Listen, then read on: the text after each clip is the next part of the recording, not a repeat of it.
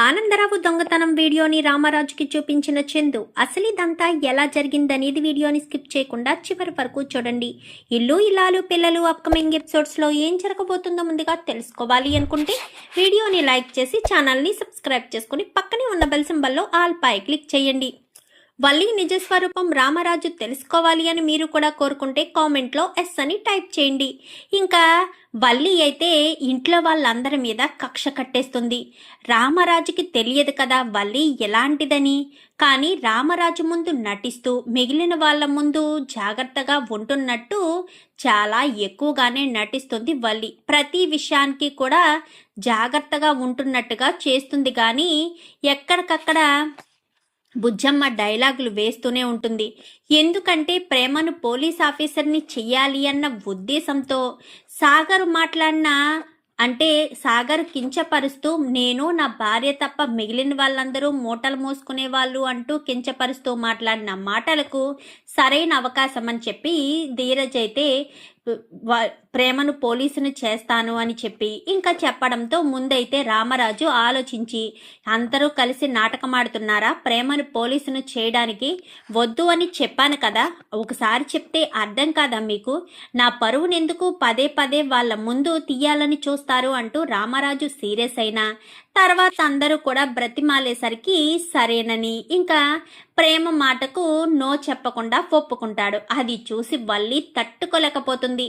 ఇంకా అందరూ కూడా చాలా సంతోషపడతారు. ప్రేమ, ధీరజు, నర్మదా, బుజ్జమ్మ నలుగురు ఒక జట్టు కదా. నలుగురు తెగ సంతోషపడుతూ ఉంటే అది చూసిన వల్లి తట్టుకోలేక వాళ్ళమ్మ వాళ్ళ ఇంటికి వెళ్ళొద్దని చందు ఎంత చెప్పినా కానీ వాళ్ళమ్మ ఇంటికి వెళ్ళి మరి అక్కడ పులి మేక ఆట ఆడుతూ నాటకాలు వేస్తున్నారు. వాళ్ళని ఎట్టి పరిస్థితుల్లో వదిలిపెట్టను. ఆ ప్రేమకు సంబంధించిన ఒక కీలకమైన ఆధారం నా దగ్గర ఉంది. ప్రేమ, ధీరజు ప్రేమించి పెళ్లి చేసుకోలేదు. వాళ్ళిద్దరికీ ఇష్టం లేకుండానే పెళ్లి జరిగింది. దాని ఆయుధం నా చేతిలో ఉంది అనేసరికి నీకేమన్నా పిచ్చి పట్టేసిందేటే అమ్మడు? ఆయుధం నీ చేతిలో ఉన్నప్పుడు మరి ఆ విషయం మీ మామయ్య ముందు చెప్పేస్తే సరిపోయేది కదా. అప్పుడు ఆ ప్రేమ, ధీరజు అందరి పని ఆట కట్టినట్టు అవుతుంది అనగానే లేదు. అసలు ఆ పెళ్లి ఎలా జరిగిందో ఏంటో తెలుసుకోవాలి. నువ్వు ఈ సుక్కు ఇద్దరు కలిసి మోపిదేవి గుడున్న ఊరికి వెళ్ళి అక్కడ ఎలా జరిగిందో ఏంటో తెలుసుకుని రండి, అప్పుడు బయట పెడతాను అంటూ వాళ్ళిద్దరిని కాస్త పంపి వల్లి ఇంటికొస్తుంది. ఇంటికి రావడంతో ఆగు అంటూ బుజ్జమ్మ గుమ్మంలోనే ఆపుతుంది. ఎక్కడికి వెళ్ళావు అనగానే అది అనగానే నీ పుట్టింటికి వెళ్ళొద్దని నీకు ఒక్కసారి చెప్తే అర్థం కాదా? నిన్ను క్షమించి ఇంటికి తీసుకొచ్చామని లోకువగా చూస్తున్నామా అనుకుంటున్నావా ఏంటి? నువ్వు చేసిన తప్పులకి అసలు నిన్ను ఇంటి దరిదాపుల్లో కూడా రానివ్వకూడదు. అలాంటిది నువ్వు మీ అమ్మ వాళ్ళ ఇంటికి వెళ్ళి మళ్ళీ కుటుంబాన్ని ఏం చేద్దామనుకుంటున్నావు? కొంచెం కాకపోతే కొంచెమైనా ఇంగిత జ్ఞానం లేదా నీకు? ఒక్కసారి చెప్తే అర్థం కాదా? నిన్ను ఇంకా భార్యగా నా కొడుకు అంగీకరించలేదు, అది గుర్తుపెట్టుకో.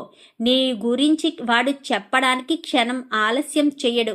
వాళ్ళ నాన్నకు చెప్పిన మరుక్షణం నీ పరిస్థితి ఏమవుతుందో నీకు బాగా తెలుసనుకుంటా. అది గుర్తు పెట్టుకుని మసులుకోవాలి. నీ మీద నాకు పీకల దాకా కోపం ఉంది. నిన్నింతకు ముందు నేను ఎంతలా చూసేదాన్ని, ఇప్పుడు అసలు నిన్ను పట్టించుకోవడం లేదు. ఎందుకని? అది నీ వల్లే, నువ్వు చేసిన పని వల్లే ఇదంతా జరిగింది. అర్థమవుతుందా? అది గుర్తు పెట్టుకుని నువ్వు మసులుకో. ఇక మీదట ఏ పని చెయ్యాలన్నా గాని ఆచితూచి అడుగులు వెయ్యి. మాట్లాడాలన్నా గాని ఆచితూచి మాట్లాడితే అది నీ ఉనికికి చాలా మంచిది. కాదు కూడదు అని హెచ్చులకు పోతే మా ఆయనకి క్షణం పట్టదు తెలుసా నేను చెప్పడానికి. వెళ్ళి వల్లి ఇలాంటిది అని మొత్తం చెప్పాననుకో, అప్పుడు నిన్ను మెడపట్టి నా భర్తే ఇంట్లోంచి బయటకు గెంటేస్తాడు. ఎందుకంటే అమూల్య తనకు ఎంత ప్రాణమో నీకు బాగా తెలుసు. పైగా పెద్దోడన్నా కూడా మా ఆయనకి ఎంత ఇష్టమో కూడా నీకు తెలుసు. అలా తెలిసిన తర్వాత కూడా నువ్వు ఇంకా నాటకాలు ఆడితే మాత్రం ఖచ్చితంగా విషయం బయటికి వచ్చేస్తుంది. అలా బయటికి వచ్చిందంటే తర్వాత నీ గతి ఏమవుతుందో ఒక్కసారి ఆలోచించుకోవాలి. నోరుంది కదా అని నోటుకొచ్చినట్టల్లా మాట్లాడడం, ప్రతి విషయంలోనూ కలగ చేసుకోవడం చేయకుండా ఉంటే నీకు చాలా మంచిది వల్లి అంటూ హెచ్చరించేసరికి సరే అత్తయ్య అని చెప్పి ఇంకా తను కాస్త సైలెంట్ అయిపోతుంది. సైలెంట్ అయిపోయి ఇంకా అక్కడి నుంచి గదిలోకి వెళ్ళిపోతుంది. చెయ్యండి చెయ్యండి, ఎంతసేపు చేస్తారో నేను చూస్తాను. ఖచ్చితంగా మీ గురించి కూడా బయట పెడతాను. నేను ఎవరిని వదిలిపెట్టను. మీరు నాకు చేసిన అన్యాయానికి ద్రోహానికి ఎప్పటికీ మిమ్మల్ని వదిలిపెట్టను అంటూ వల్లి కాస్త మనసులో తిట్టుకొని అక్కడి నుంచి వెళ్ళిపోతుంది. ఇంకా ఇదిలా ఉంటే భాగ్యం వాళ్ళ ఆయన ఆనందరావు రైస్ మిల్లుకి వెళ్ళాడు కదా. భాగ్యం చెప్తుంది, రైస్ మిల్లులో ఏదో ఒకటి చేసి 2 లక్షల రూపాయలు తీసుకోవాలి. నీకు తెలుసు కదా, వాళ్ళకి అర్జెంటుగా వడ్డీ డబ్బులు కట్టకపోతే మాత్రం అస్సలు కుదిరేది లేదు అని చెప్పి, అందుకోసమని ఆనందరావు ప్రతిరోజు రైస్ మిల్లుకి వెళ్తాడు కదా. అలా వెళ్ళినప్పుడు ఒకరోజు అంటే 30వ తారీఖు అయితే 1వ తారీఖు జీతాలు ఇవ్వాలని, క్యాష్ అయితే బయట నుంచి ఒక 5 లక్షల రూపాయలు తీసుకొచ్చి బ్యాంక్ నుంచి చందు బ్యాగ్లో పెట్టి అక్కడే పెడతాడు. అక్కడే పెట్టేసరికి ఈలోపు అక్కడే పెట్టేసి బయటికి వెళ్తాడు చందు. అప్పటికే ముందు రోజే ఆనందరావు రాడు. ఆ రోజు రైస్ మిల్లులో సీసీ కెమెరాలు వేపిస్తాడు. ఎందుకంటే 20,000 క్యాష్ పోయింది కదా. సో దాని గురించి ఎవరో ఏదో చేస్తున్నారు మామయ్య, అది ఎవరో తెలియడం లేదు, ఎవరి మీద నింద వేయలేము, అందుకే సీసీ కెమెరాలు వేయించు అనగానే సరేనని ముందు రోజే సీసీ కెమెరాలు వేయిస్తాడు. ఆ రోజు ఆనందరావు రాకపోవడంతో సీసీ కెమెరాలు వేయించారన్న సంగతి ఆనందరావుకి తెలీదు. ఎప్పుడు పెట్టినట్టుగానే బ్యాగ్ టేబుల్ మీద పెట్టేస్తాడు. పెట్టేసేసరికి బ్యాగ్లోంచి 5 లక్షలు తీసుకొచ్చి పెట్టాను అంటూ చెప్తాడు. ఎవరికి? తిరుపతికి చెప్పేసి వెళ్ళిపోతాడు చందు. అంటే వేరే రైస్ బస్తాల దగ్గరికి వెళ్ళి కౌంటింగ్ చూసుకుంటూ ఉంటాడు. ఇక్కడ తిరుపతి కూడా వేరే చోటకి వెళ్తాడు. కలెక్షన్ కోసమని బయటికి వెళ్తాడు. బయటికి వెళ్ళేసరికి ఇదే సరైన సమయం అని అల్లుడు లేడు, ఆ తిరుపతి కూడా లేడు. ఇదే సరైనమని సమయం అని వెంటనే ఆ బ్యాగ్ ఓపెన్ చేసి బ్యాగ్లోంచి 2 లక్షలు తీసి తన అండర్వేర్లో దాచేసుకుంటాడు. 2 లక్షల రూపాయలు కూడా 2 లక్షలు దాచేసుకునేసరికి ఇంకా మీ రైస్ మిల్లు అవన్నీ చేయడానికి వెళ్ళాడు కదా. అక్కడ ఒక అతను అడుగుతాడు, సార్ రేపు చందుబాబు, నాకు రేపు ఇచ్చే జీతం ఈరోజు ఇస్తావా చందుబాబు? ఈరోజు మా పిల్లకి హాస్పిటల్కి తీసుకెళ్ళాలి చందుబాబు అనగానే, సరే ఇస్తాను, నేను ఇక్కడ పనిలో ఉన్నాను కదా, అయిన తర్వాత ఒక 15 గంటలో రండి ఇస్తాను అని చెప్తాడు. చెప్పేసరికి ఈలోపు వల్లి ఏం చేస్తుంది, ఇంట్లో ప్రేమ లేదు కదా, ప్రేమ గదిలో ఆ కళ్యాణ్ గాడికి సంబంధించినవి ఏమైనా ఉన్నాయేమో అని మొత్తం వాళ్ళ గది అంతా వెతుకుతూ ఉంటుంది. వెతుకుతూ ఉండేసరికి బుజ్జమ్మ అప్పుడే వల్లి వల్లి అంటూ తన బెడ్రూమ్లోకి వెళ్ళేసరికి తన బెడ్రూమ్లో వల్లి ఉండదు. ఇదేంటి, ఇది బెడ్రూమ్లో లేకుండా ఎటుపోయింది అని అనుకుంటూ మొత్తం చూసేసరికి ప్రేమ గదిలోంచి బయటికి రావడం కనిపిస్తుంది. నువ్వేంటే ప్రేమ వాళ్ళ గదిలోకి వెళ్ళావు? అసలు నీకు ఆ గదిలోకి వెళ్ళవలసిన అవసరం ఏముంది? ఆ గదిలో నీకు సంబంధించిన వస్తువులు ఏమున్నాయి నా గదిలోకి వెళ్ళావు? అది ప్రేమ ధీరజుల గది అని తెలుసు కదా. వాళ్ళు లేనప్పుడు వాళ్ళ గదిలోకి వెళ్లాల్సిన పరిస్థితి నీకు ఎందుకు వచ్చింది అంటూ ఇంకా బుజ్జమ్మ కాస్త వల్లిని నిలదీసేసరికి అది అత్తయ్య గారండి అంటూ ఇంకా నసుకుతూ ఉంటుంది. చెప్పు ఏమైంది అనగానే ఈలోపు ఫోన్ రావడంతో గబగబా బెడ్రూమ్లోకి వెళ్ళేసరికి, బుజ్జమ్మ నేను భోజనానికి రావడం ఆలస్యం అవుతుంది, రైస్ మిల్లు దగ్గరికి వెళ్తున్నాను, కొంతమందికి బియ్యం పంపించాలి, అందుకోసమే వెళ్తున్నాను అనగానే సరేనండి అని చెప్పి ఫోన్ పెట్టేసి బయటకు వచ్చేసరికి వల్లి ఉండదు. ఎక్కడికి వెళ్ళింది ఇది అనుకుంటూ సర్లే వంట చేసుకోవాలి కదా అని వంట గదిలోకి వెళ్ళిపోయి తను వంట చేసుకుంటూ ఉంటుంది. ఇంకీలోపు బ్యాగ్లో డబ్బులు తీసేశాడు కదా. బయటికి వెళ్ళిన తిరుపతి వస్తూ ఉండేసరికి రామరాజు కూడా వస్తూ ఉంటాడు. ఏంటి బావా నువ్వు రైస్ మిల్లుకా అనగానే, నువ్వెక్కడికి వెళ్ళవరా? పెద్దోడినొక్కడిని వదిలేసి ఎక్కడికి వెళ్ళొద్దని చెప్పానా? లేదు బావా, ఇక్కడ డబ్బులు ఇస్తాను అని చెప్పారు, అందుకే డబ్బుల కోసం వచ్చాను. మరి ఇచ్చారా మరి అనగానే, ఇచ్చారు బావా అని చెప్పనేసరికి సరే పద అని ఇద్దరు కూడా చెరో బండి మీద రైస్ మిల్ దగ్గరికి వచ్చేస్తారు. వచ్చేయడంతో చందు వేరే చోట ఉంటాడు. కౌంటర్ దగ్గర ఎవరు ఉండరు. తిరుపతి అటు ఇటు తిరుగుతూ ఉంటాడు. తిరుగుతూ ఉండేసరికి వీళ్ళిద్దరూ వస్తారు. కౌంటర్ దగ్గర కూర్చుని ఉంటాడు రామరాజు. కూర్చుని ఉండేసరికి వెళ్ళు చందు ఎక్కడున్నాడో పిలుచుకురా అనగానే సరేనని చందుని పిలుచుకుని వస్తాడు. నాన్న వచ్చాడు రా అని చెప్పాను కానీ అవునా అని చెప్పి సరే రండి డబ్బులు ఇస్తాను అని చెప్పాను కానీ సరేనని ఇంకా డబ్బులు ఇస్తాను అని చెప్పాడు కదా. చందు వెనకాలే వస్తాడు. నమస్కారం అయ్యా, ఆరోగ్యం బాగుందా అనగానే బాగుంది గోవిందు. ఏంటి ఎలా వచ్చావు అనగానే వాళ్ళ అమ్మాయిని హాస్పిటల్కి తీసుకువెళ్ళాలంట నాన్న, రేపు జీతం ఇస్తారు కదా ఈరోజే ఇవ్వమని అడుగుతున్నాడు అనగానే అవునా, వెంటనే సరే జీతం ఇవ్వైతేను అని చెప్పాను కానీ బ్యాగ్ తీసేసరికి బ్యాగ్లో 5 లక్షలకి 5 కట్టలు ఉంటాయి.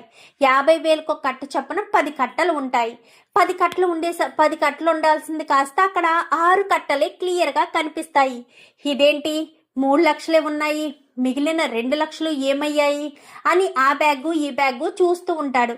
చూస్తూ ఉండేసరికి ఏమైందిరా పెద్దోడా అని చెప్పాను కానీ నేను 5 లక్షలు విత్డ్రా చేసి తీసుకొచ్చాను నాన్న, సాయంత్రం రేపు ఉదయం జీతాలు ఇవ్వాలని, మళ్ళీ రేపు బ్యాంకు ఉండదు అన్న ఉద్దేశంతో. కానీ బ్యాగ్లో 3 లక్షలే ఉన్నాయి, మిగిలిన 2 లక్షలు కనిపించట్లేదు అనేసరికి ఏమై ఉంటుంది, ఎవరు తీసుంటారు అనగానే అదే తెలియడం లేదు. పెద్దోడా ఎందుకు కంగారు పడుతున్నావు, నిన్ననే కదా మనం సీసీ కెమెరాలు వేయించాము, వెళ్ళి సీసీ ఫుటేజ్ చెక్ చేసి తీసుకురా అని చెప్పాను కానీ సరేనని. ఇంకా మాట వినడంతో ఆనందరావుకి గుండెల్లో గుబేలమనిపిస్తుంది. ఏంటి నిన్న నేను ఒక్కరోజు రాలేనందుకు వీళ్ళు సీసీ కెమెరాలు వేయించేశారా, నాకు ఆ విషయం తెలీదే. ఈ రైస్ మిల్లో సీసీ కెమెరాలు లేవు కదా అని నేను అనుకున్నాను, కానీ వీళ్ళు సీసీ కెమెరాలు ఎప్పుడేయించారు, ఇప్పుడు అందులో ఉన్న 2 లక్షల డబ్బు నేనే తీసినట్టు తెలిసిపోతుందే అని టెన్షన్ పడిపోతూ ఉంటాడు. ఏంటి బావగారు ఏమైంది, అలా చెమటలు పట్టేస్తున్నాయేంటి, రే బావగారికి ఒక చైర్ తీసుకొచ్చి ఇవ్వరా అని చెప్పాను కానీ అలాగే బావా అని చెప్పి వెంటనే చైర్ అట్టుకొచ్చి కూర్చోండి అని చెప్పాను కానీ వద్దు బావగారు వద్దు, నేను వెళ్తాను అనగానే వెళ్దురు కానీ ఒక్క నిమిషం కూర్చోండి, ఇక్కడ డబ్బులు పోయాయి అని చెప్పారు కదా, ఒక్క నిమిషం కూర్చోండి వెళ్దురు కానీ అనగానే ఏంటి బావగారు అంటే ఆ డబ్బులు నేను తీసానంటున్నారా అనగానే నేను కూర్చోమని మాత్రమే చెప్పాను, మీరు డబ్బులు తీశారు అని నేను చెప్పలేదే అంటూ మాట్లాడుతుండగానే సారీ తిరుపతి వెళ్ళి చందుని పిలుచుకురా, ఆ సీసీ కెమెరా ఎంతసేపు చెక్ చేస్తాడురా అని చెప్పాను కానీ సరేనని. ఇంకా సీసీ కెమెరా చెక్ చేయడానికి వెళ్ళిన చందు వెంటనే ఆ వీడియో చూసి ఒక్కసారిగా షాక్ అయిపోతాడు. ఏంట్రా పెద్దోడా ఏమైందిరా అని చెప్పాను కానీ ఒక్కసారి ఇది చూడు మామ అని చెప్పి చూపించేసరికి అయితే ఆ రోజు 20,000 కూడా మీ మాంగారే తీసుంటాడురా అని చెప్పాను కానీ అయితే అదే అయ్యుంటుంది మామ, సీసీ కెమెరాలు లేవు అన్న ధైర్యంతో ఈరోజు 2 లక్షల రూపాయలు తీసేశాడు అని. వెంటనే ఆ వీడియోని తన ఫోన్కి సెండ్ చేసుకుని ఆ వీడియోని కాస్త తీసుకొచ్చి ఇదిగో నాన్న అని చెప్పి చందు ఓపెన్ చేసి రామరాజుకి ఇస్తాడు. రామరాజు ఆ వీడియోని చూడడంతో ఒక్కసారిగా షాక్ అయిపోతాడు. ఏంట్రా పెద్దోడా అని చెప్పాను కానీ ఇంతకు ముందు ఒకసారి 20,000 రూపాయలు పోయాయి నాన్న, పోతేనే ఎవరు తీసారో ఏంటో ఆధారం లేక ఎవరి మీద నింద వెయ్యాలో తెలియక మేము సైలెంట్గా ఊరుకున్నాము, అందుకే నిన్ననే సీసీ కెమెరాలు వేసే అతన్ని తీసుకొచ్చి అక్కడక్కడ ఒక 2-3 సీసీ కెమెరాలు వేయించాను నాన్న అనగానే మంచి పని చేశావు అని చెప్పి ఫోన్ కాస్త చందు చేతికిచ్చి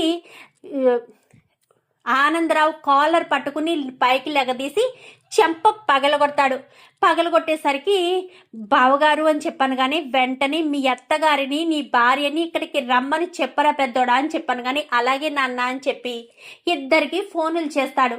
ఫోనులు చేసి అర్జెంటుగా మీరిద్దరూ రైస్ మిల్కి రండి అనగానే రైస్ మిల్కా ఎందుకు అల్లుడు గారు అనగానే రమ్మని చెప్తే రాలేరా, ఎందుకో ఏంటో వివరణ చెప్పాలా ఏంటి మీకు అని చెప్పి సీరియస్ అయ్యేసరికి వస్తున్నామని ఇంకా మళ్ళీ వాళ్ళ అమ్మకు ఫోన్ చేస్తుంది. ఇలా మా ఆయన ఫోన్ చేశాడు అనేసరికి నాకు ఫోన్ చేశాడే, మీ నాన్న గురించో మరి ఎందుకో రైస్ మిల్లుకి రమ్మని చెప్తున్నాడు అనగాని అక్కడ మళ్ళీ ఏం చేసి చచ్చాడు నాన్న, ఇప్పుడు ఏదైనా జరిగితే అసలే పీక్కోలేక ఉన్నాను, ఇప్పటికే నా మీద పీకల దాకా కోపంతో ఉన్నాడు, ఇప్పుడు ఏం చేశాడో ఏంటో అంటూ ఇంకా వల్లి తెగ టెన్షన్ పడిపోతూ ఉంటుంది. టెన్షన్ పడిపోతూ ఉండేసరికి ఇద్దరు కూడా రైస్ మిల్ దగ్గరికి వస్తారు. ఇంకా రైస్ మిల్ దగ్గరికి వచ్చేసరికి అప్పటికే ఆ చెంప ఈ చెంప వాయగొట్టడంతో చెంపలు ఎర్రగా అయిపోయి రామరాజు వేళ్ళు ఆనందరావు చెంపల మీద కనిపిస్తూ ఉంటాయి.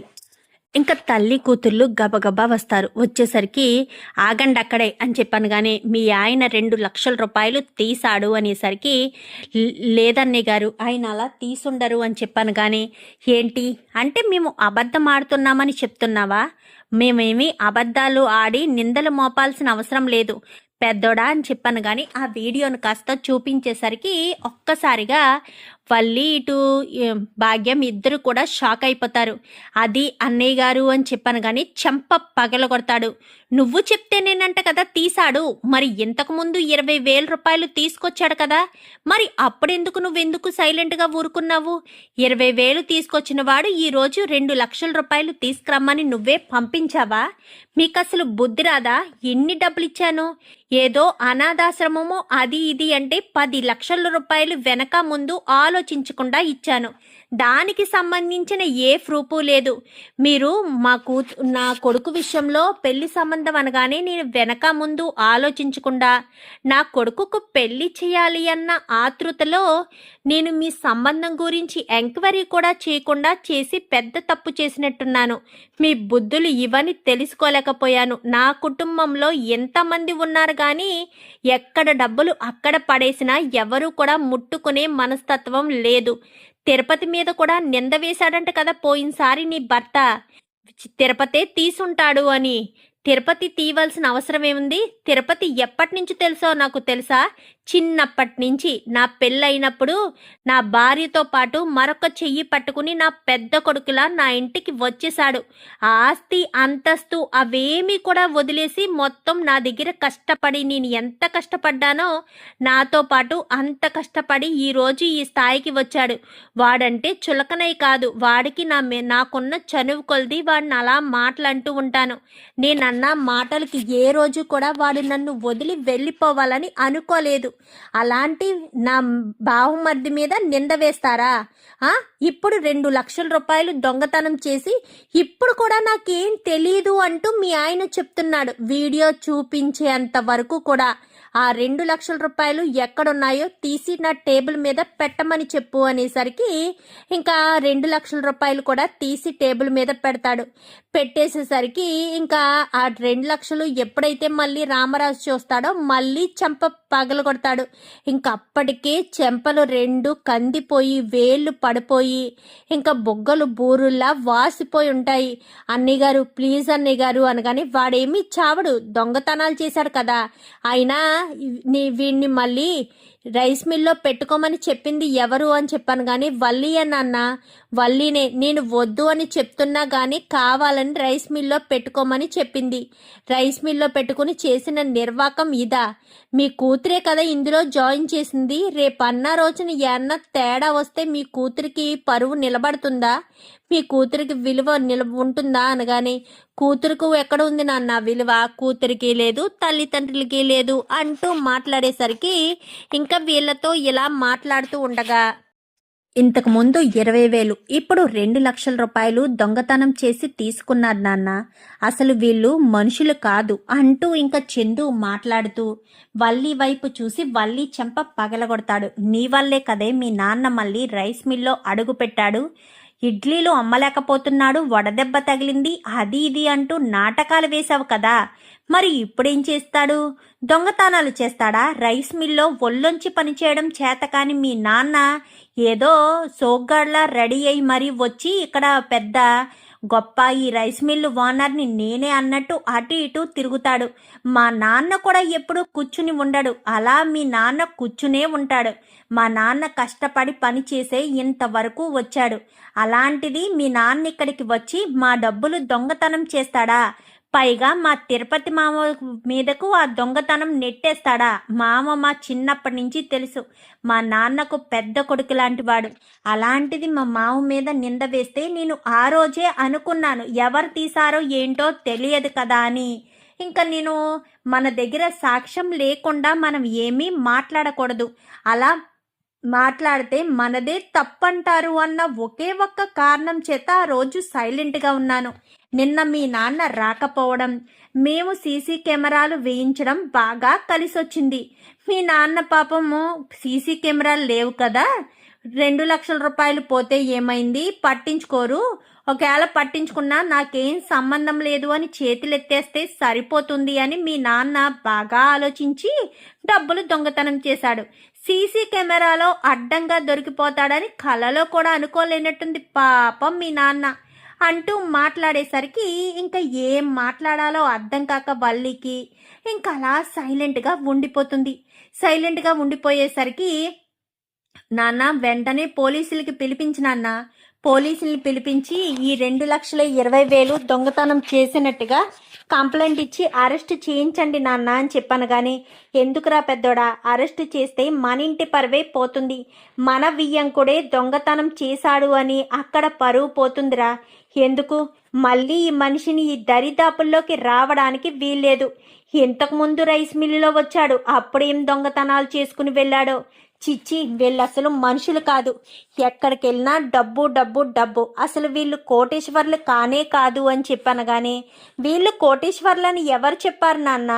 అసలు వీళ్ళు కోటేశ్వర్లే కాదు, మనకు అబద్ధం చెప్పి మరీ నన్ను పెళ్లి చేసుకుని మన ఇంట్లో అడుగు పెట్టింది ఈ వల్లి అంటూ చందు కాస్త అంత నిజం చెప్పకపోయినా కొంతవరకు నిజం చెప్పేస్తాడు. చెప్పేసేసరికి ఏంట్రా పెద్దోడా, ఏంటి నువ్వు అంటున్నావు అనగానే అవునన్న, వీళ్ళు నిజంగా కోటీశ్వర్లు కాదు, కోటీశ్వర్లని మనకు అబద్ధం చెప్పారు అంటూ రామరాజు ముందు చెప్పడంతో అవునా అని చెప్పనేసరికి అది అన్నయ్య గారు అని చెప్పాను. కానీ చెప్పు, మీరు కోటీశ్వర్లని అబద్ధమే చెప్పారు కదా, మీరు నిజంగా కోటీశ్వర్లు కాదు కదా అని చెప్పాను. కానీ అవునన్నయ్య గారు, మేము కోటీశ్వర్లము కాదు అని చెప్పి అప్పుడు నిజం బయట పెడుతుంది ఇంకా వల్లి వాళ్ళ అమ్మ అయితే, భాగ్యం అయితే నిజం బయట పెట్టేసరికి ఇంకా రామరాజు మళ్ళీ కోపంతో ఆడదాని మీద అస్తమాను చేయి చేసుకోకూడదు కదా, మళ్ళీ ఆనందరావు చంపే పగలగొడతాడు. ఒక్క క్షణం కూడా నా కంటి ముందు మీరు కనిపించడానికి వీల్లేదు. మా ఇంటి దరిదాపుల్లో కానీ ఈ రైస్ మిల్లు దరిదాపుల్లో కానీ మీరు వస్తే నేను ఏం చేస్తానో మీ ఊహ కూడా అందదు, వెళ్ళండి ఇక్కడి నుంచి అంటూ వెళ్ళమనేసరికి ఇంకా లోపల కూర్చుని ఉండగానే వల్లిని బయటికి వెళ్ళి చందు వల్లిని పిలుస్తాడు. వల్లిని పిలవడంతో తల్లిదండ్రులు కొంచెం దూరంగా ఉండగానే వల్లి చందు దగ్గరికి రావడంతో చెంప పగలగొడతాడు. పిచ్చి పిచ్చి వేషాలు వేసి నువ్వు పుట్టింటికి వెళ్ళడం కానీ ఇక్కడ విషయాలు పుట్టింటికి చేరవేయడం కానీ చేసావే అనుకో, ఈరోజు మీరు ఆస్తిపరులు కాదు అని మాత్రమే చెప్పాను. రేపు ఎలాంటి సిచ్యువేషన్ ఏదైనా వచ్చింది అనుకో, అమూల్య విషయంలో తప్పు చేసింది నువ్వే అన్న విషయాన్ని మా నాన్నకు చెప్పడానికి క్షణం కూడా నాకు పట్టదు, అది గుర్తుపెట్టుకోవాలి. నీకు ఇదే చెప్తున్నాను, మళ్ళీ మళ్ళీ చెప్పే అవకాశమే వద్దు అంటూ ఇంకా చందు మాట్లాడేసరికి అది కాదు బా అని చెప్పాను. కానీ చెప్పాను కదా, మళ్ళీ మళ్ళీ మాట్లాడే అవకాశం నీకు వద్దు అని చెప్పాను అంటే అదే గుర్తుపెట్టుకో అని చెప్తున్నాను. నువ్వు మళ్ళీ పిచ్చి పిచ్చి వేషాలు వేసినా, మీ అమ్మ దగ్గరికి వెళ్ళి మంతనాలు చేసినా నేను అస్సలు ఊరుకోను, అది గుర్తుపెట్టుకుని మసులుకుంటే చాలా బాగుంటుంది వల్లి అని చెప్పి ఇంకా చందు కాస్త వార్నింగ్ ఇచ్చి అక్కడి నుంచి వెళ్ళిపోమని చెప్తాడు. ఇంకా ముగ్గురు బయటకు వస్తారు. అమ్మడు, మనకి ఘోర అవమానం జరిగిందమ్మడు అని చెప్పాను. కానీ అవమానానికి తగ్గట్టుగా నేను ప్రతిఫలం తీర్చుకుంటాను కదా, మీరు సైలెంట్గా ఇంటికి వెళ్ళండి, మా ఇంటి దరిదాపుల్లో కూడా రాకండి, ఏం చేయాలో అదే చేస్తాను, ఆ కుటుంబాన్ని సర్వనాశనం చేస్తాను అంటూ వల్లి కాస్త చెప్పి అక్కడి నుంచి ఇంటికి బయలుదేరుతుంది. బయలుదేరేసరికి ఇక్కడ జరిగిన విషయం అంతా కూడా తిరుపతి బుజ్జమ్మకు ఫోన్ చేసి చెప్పేస్తాడు. ఏంట్రా నువ్వు చెప్పేది అనగానే అవునక్క, బావ నీకు చెప్తే ఓకే, లేదంటే మాత్రం నువ్వు మాత్రం మాట దాటకు, ఎందుకంటే బావ మళ్ళీ నన్ను కోప్పడతాడు అనగాని సరే వల్లి అక్కడే ఉందా అనగాని లేదక్క బయలుదేరిపోయింది అని చెప్పి తిరుపతి కాస్త బుజ్జమ్మకు చెప్తాడు. మరి ఇంటికి వచ్చాక బుజ్జమ్మ వల్లికి మళ్ళీ ఎలాంటి ట్రీట్మెంట్ ఇస్తుందో చూద్దాం. మరి రాబోయే ఎపిసోడ్స్లో ఏం జరుగుతుందో. వీడియో నచ్చితే లైక్ చేసి ఛానల్ని సబ్స్క్రైబ్ చేసుకొని పక్కనే ఉన్న బెల్ సింబల్లో ఆల్ పై క్లిక్ చేయండి. Thank you for watching.